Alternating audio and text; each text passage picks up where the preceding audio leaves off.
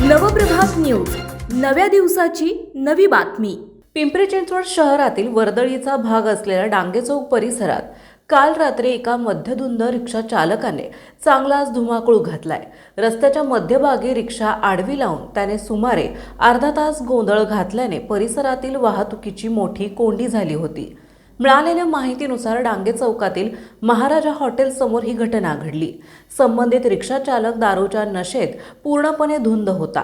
त्यांनी आपली रिक्षा रस्त्यात उभी करून येणाऱ्या जाणाऱ्या नागरिकांना आणि इतर वाहक धारकांना अडथळा निर्माण केला। या प्रकारामुळे नागरिकांना नाहक मनस्ताप सहन करावा लागला। भर रस्त्यात सुरू असलेला हा हाय व्होल्टेज ड्रामा पाहून बघ्यांचीही मोठी गर्दी जमली होती। तब्बल अर्ध्या तासानंतर या गोंधळामुळे वाहतूक विस्कळीत झाली होती।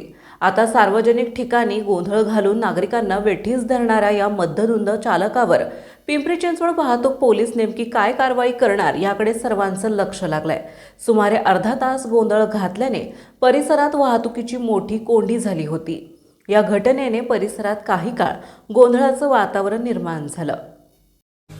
आपल्या परिसरातील महत्त्वाच्या बातम्या पाहण्यासाठी आजच नवप्रभात न्यूज चॅनलला YouTube वर सबस्क्राइब करा आणि बेल आयकॉन प्रेस करा।